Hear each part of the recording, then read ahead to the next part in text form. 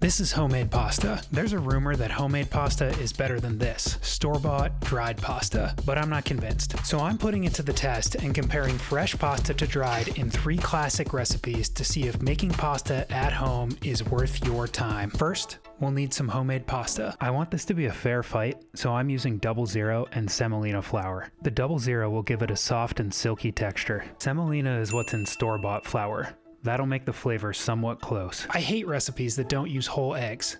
That egg white omelet just isn't happening. So I'm using a recipe from this guy. He's got a lot of Instagram followers. He's written a bunch of cookbooks according to his website where it says, I've written 9 books. Wow. And he's got a recipe that uses semolina and whole eggs. So he's my guy. To make the dough, we'll combine 200 grams of 00 flour with 200 grams of semolina. Mix that up on a cutting board and create a well in the middle. Into that well, crack 4 eggs.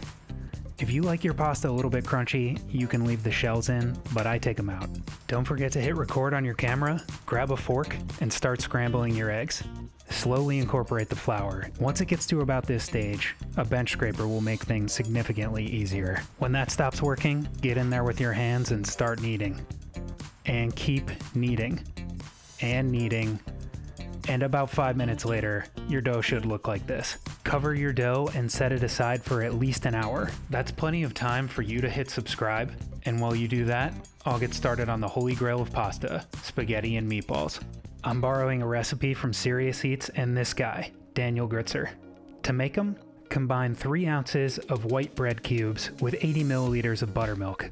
Let that sit for 10 minutes, then press with a spatula to form a smooth paste. To flavor the meatball, we'll add 1 minced yellow onion, as much garlic as you can handle, 3 ounces of minced pancetta, 2 ounces of grated Parmesan, a half cup of minced parsley, 12 grams of salt, a teaspoon of grated fennel, a teaspoon of dried oregano, 4 egg yolks, a bunch of ground black pepper, and the secret ingredient, this gelatinized chicken stock.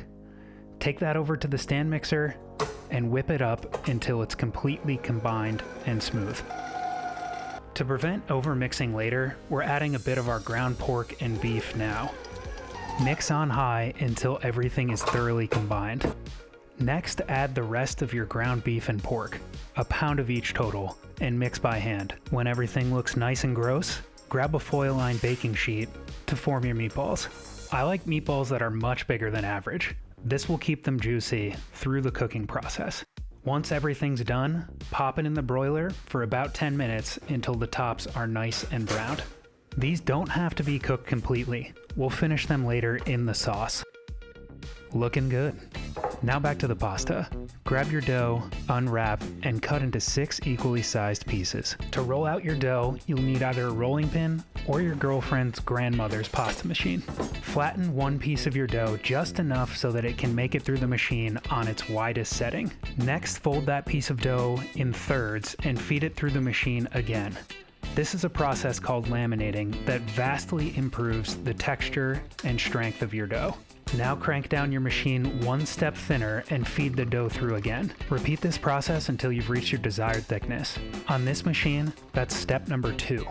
If you like an outrageously long noodle, you can skip this next step, but I recommend cutting your sheets down to a slightly smaller size. Dust the top of your noodle sheet with some 00 flour and feed it through the machine one last time on the cutting setting.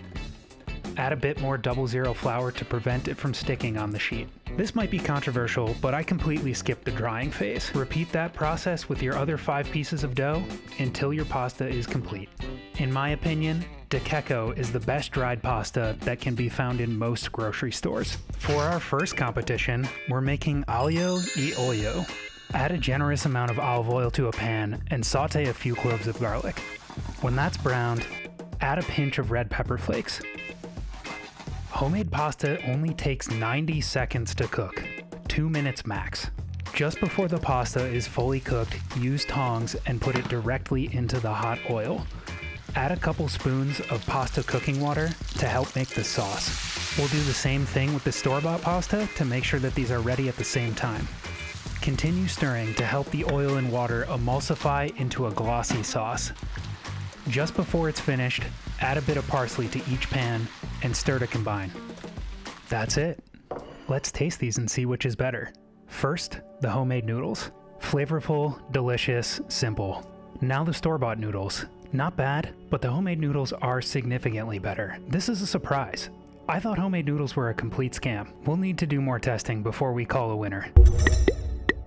For the next recipe, I'm making pesto. First, we're heading to the Italian hillside to gather some basil. Just kidding, I bought some from the store. I'm making meatballs, okay? That's a lot of work. That makes this recipe even easier. Just remember to finish it in the sauce. Alright, homemade noodles first, and once again, delicious. Soft, tender, fragrant. And the store-bought noodles. Good, but they really just don't compare. For my third and final recipe, spaghetti and meatballs. I'm borrowing another recipe from Daniel Gritzer to make my sauce. Add some oil and crushed garlic cloves to the bottom of a heavy pot.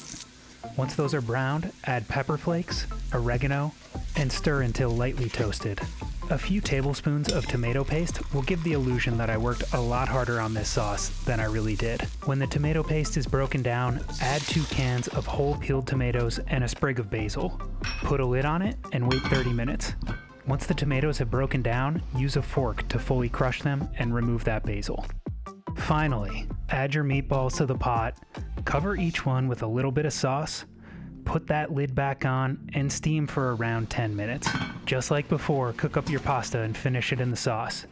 Add a meatball and a mound of cheese to each one, and let's see how these are. Once again, the homemade pasta is delicate and delicious. But this time, the store-bought pasta is almost just as good. And since I worked so hard on them, let's try those meatballs. Surprisingly, dried pasta wins this round. The flavor of homemade pasta doesn't quite shine through in a heavy dish like this one. Still, if I had the two side by side, I'm picking homemade. This competition didn't turn out at all how I expected.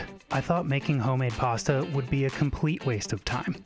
But it turns out, if you're using a delicate sauce, the flavor can really be enhanced with fresh pasta. For something like spaghetti and meatballs, there is a difference, but it's not as big. For a dish like this, it's only worth your time if you really like the people you're cooking for. Anyway, YouTube thinks you'll like this video next.